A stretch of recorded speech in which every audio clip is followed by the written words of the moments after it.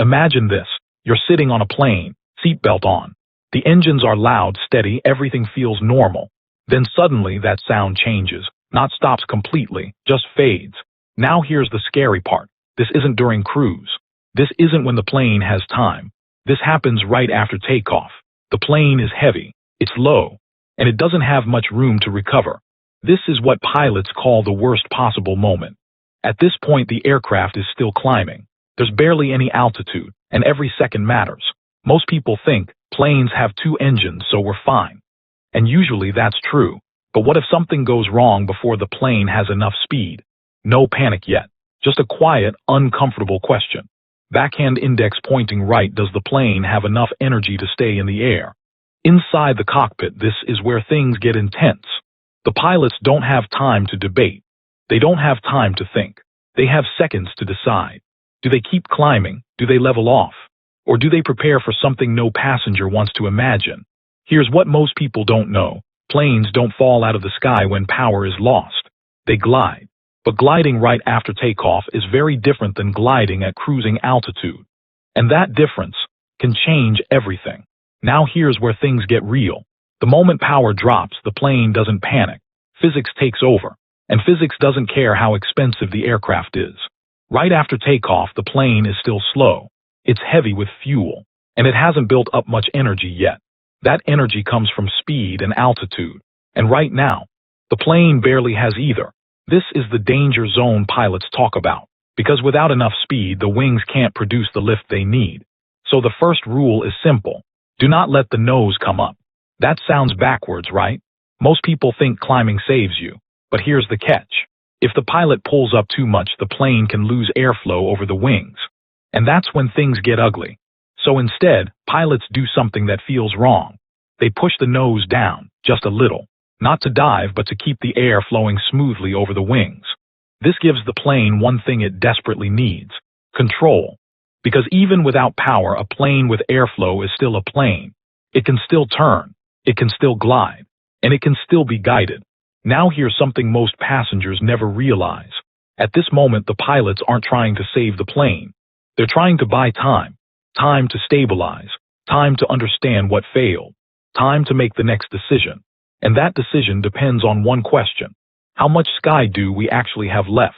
Now this is where location changes everything. Because once the plane is under control, the next question hits hard. Where are we? A powerless airplane is basically a glider now.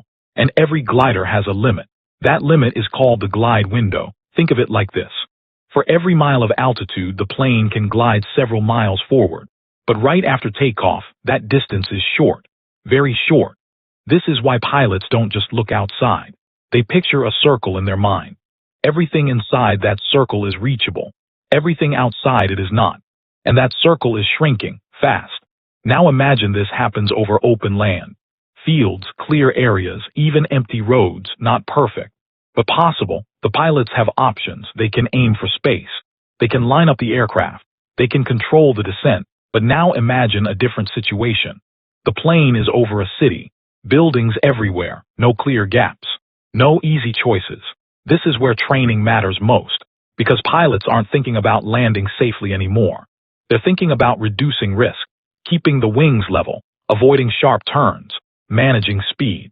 At this point, smooth is survival. Sharp moves waste energy. And energy is the one thing they don't have. Now here's something most people never consider. Turning the plane costs altitude. Every bank, every correction, every extra move. So pilots are always asking one thing. Is this turn worth the height it costs? Sometimes the answer is yes. Sometimes it's no. And that decision has to be made in seconds. No pause button. No second guess. Now let's talk about the scariest option. Turning back. Most people assume the plane can just go back to the runway. But that's usually the worst move. Turning back means a steep bank, a sharp loss of altitude, and very little margin for error. That's why pilots are trained not to force it. If the runway is inside the glide window, great. If it's not, they let it go. Because forcing a bad option is worse than choosing a controlled one. By now, the picture should be clear. A powerless plane is not helpless, but it is limited. Every second matters. Every decision counts. And every bit of altitude is precious. By now, you might be thinking one thing.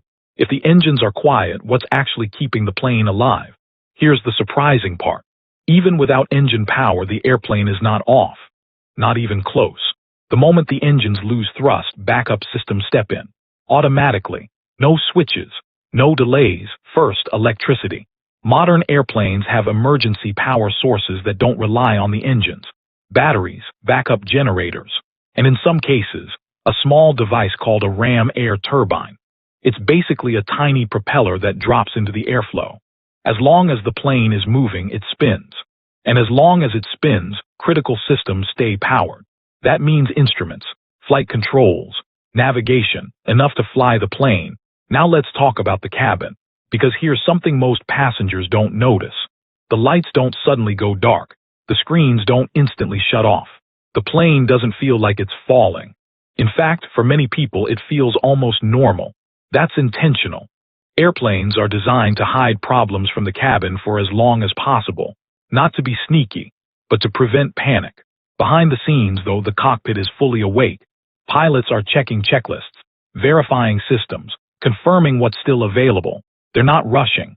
They're prioritizing, because rushing leads to mistakes, and mistakes at this stage are expensive. Now here's a detail that surprises a lot of people. The plane can still talk. Radios still work. Transponders still send signals.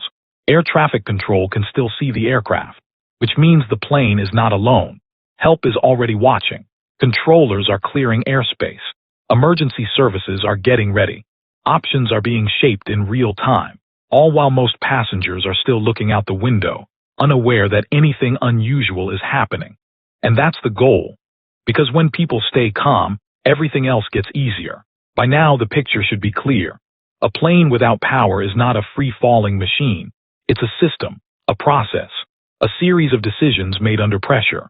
From the outside, it might look quiet, almost normal. But inside the cockpit, everything is deliberate. Every movement is measured. Every choice is calculated. Every second is used wisely. This is why training matters. Pilots don't rely on luck. They rely on preparation. They've practiced this scenario again and again and again. In simulators, in classrooms, in real-world drills. So when the moment comes, they don't freeze, they act. And most of the time, that's enough. The plane glides. The systems stay alive. The situation stays controlled. Passengers might feel a change, a longer silence, a different angle in the sky, but rarely panic, because the goal is never drama. The goal is control. Now here's the part that surprises a lot of people. In most real-world cases, when a plane loses power, the story doesn't end in disaster. It ends with a safe landing, or a controlled stop, or a situation that's handled quietly without headlines. You just don't hear about those. And that's actually a good thing, because it means the system worked.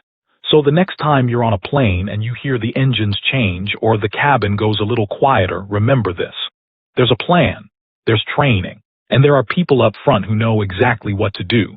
Now I'm curious, what part of this scenario surprised you the most? Was it the glide window, the backup systems, or how calm everything actually stays? And if you were sitting in that cabin, what would you be thinking in that moment? Drop your thoughts in the comments. I'd really like to hear them.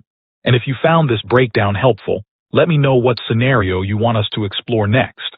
Because sometimes, understanding what could happen is the best way to feel safe.